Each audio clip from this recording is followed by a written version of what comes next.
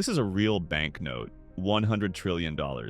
But in Zimbabwe at one point, this bill couldn't even buy a loaf of bread. In the late 2000s, Zimbabwe went through one of the worst economic meltdowns in human history.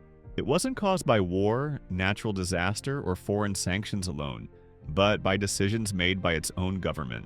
This is the story of how Zimbabwe destroyed its own economy with hyperinflation, and how one of Africa's most promising countries fell into an economic nightmare.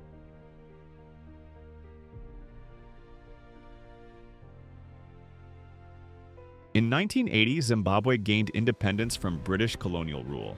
The new country had everything: a strong agricultural base, modern infrastructure, and a well-educated population. It was even called the breadbasket of Africa.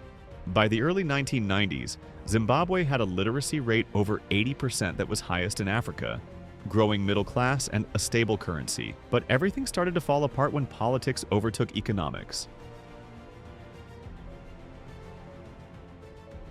In 2000, President Robert Mugabe introduced a radical land reform program. The goal? Redistribute land from white commercial farmers to black Zimbabweans who had been excluded for generations.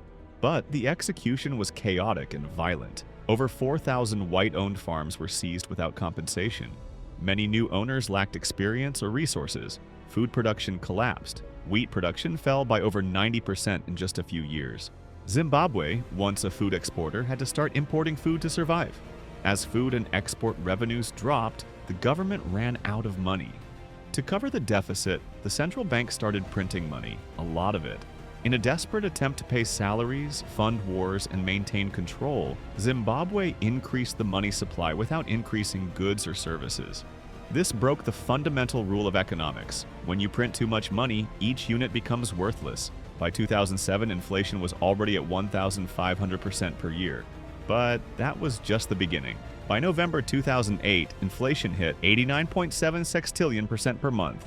That's a 10 followed by 23 zeros. Prices were doubling every 24 hours. To survive, people were paying for coffee before drinking it, or the price would change mid-sip, carrying suitcases of cash to buy basic groceries, using foreign currencies like the US dollar or South African rand illegally at first. A single egg cost 35 million Zimbabwean dollars. On the 8th of November 2008, amid Zimbabwe's peak hyperinflation, one United States dollar equaled 669 billion Zimbabwean dollars, that is 669 billion Zimbabwean dollars for a single US dollar. A stark one-day snapshot of a currency in collapse that foreshadowed the Zimbabwean dollar's eventual abandonment. Zimbabwe isn't the only country to face hyperinflation. In 2008, Zimbabwe's peak monthly inflation rate was 79.6 billion%. That's 79 followed by 9 zeros. Compare that with other countries. In 1923, Germany's peak monthly inflation rate was 29,500%, and recently in 2018, Venezuela's peak monthly inflation rate was 130,060%. Zimbabwe's crisis was by far the worst hyperinflation in recorded history, second only to Hungary in 1946. But unlike Venezuela or Germany, Zimbabwe's crisis was entirely homegrown. There was no world war or oil collapse, just corruption, mismanagement, and policy failure. By 2009, over 90% of Zimbabweans were unemployed. The currency was abandoned. People switched to the US dollar and South African rand. 3 million people had fled the country. The Zimbabwean dollar became so worthless the government issued a $100 trillion note, the highest denomination ever printed by any country. Even that wasn't enough. In 2009, the government officially abandoned its own currency. The use of foreign currencies was legalized in January 2009, causing general consumer prices to stabilize again after years of hyperinflation and price speculation. From 2009 to 2016, Zimbabwe saw some stability thanks to the use of the US dollar. Inflation fell to single digits, businesses reopened, and hope returned. In 2016, Zimbabwe's official inflation rate was around -1.6% to 0.7%, depending on the month. This means Zimbabwe was actually in a period of deflation. Prices were falling slightly. But in June 2019, the government reintroduced a new Zimbabwean dollar, claiming the economy was ready. The government banned the use of foreign currencies like the US dollar and South African rand for domestic transactions. It declared the Zimbabwean dollar as the only legal tender for all local transactions. This new currency was introduced without any coins or banknotes at first, just electronic balances and bond notes. The government claim the economy is now strong enough to sustain a sovereign currency, but inflation surged again. Why? Because people did not trust the newly introduced Zimbabwean dollar. Annual inflation rose from around 57% in January 2019 to over 500% by December. By mid-2020, inflation reached over 800% year-on-year. The Zimbabwean dollar collapsed in value, repeating the pattern from 2008.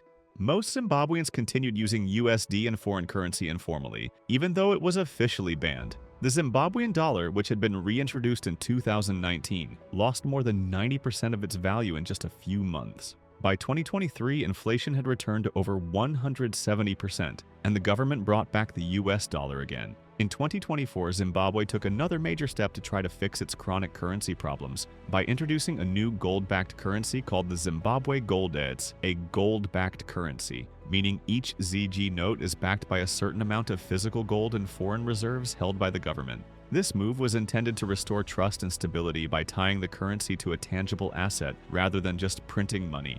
Banknotes issued in denominations of 1, 2, 5, 10, 20, 50, 100, and 200 ZG coins introduced for smaller units, cents and whole ZG coins.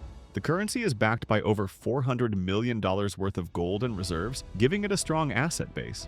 The gold backing has helped reduce wild swings in the currency's value compared to previous Zimbabwean dollars. Inflation has become more contained compared to the hyperinflation years. Some segments of the public and investors are cautiously optimistic, trusting the ZEG more than past notes because it's backed by real assets, gold and reserves. Also, despite the ZIG, many businesses and individuals still prefer US dollars or other foreign currencies for major transactions, limiting the full adoption of the ZIG.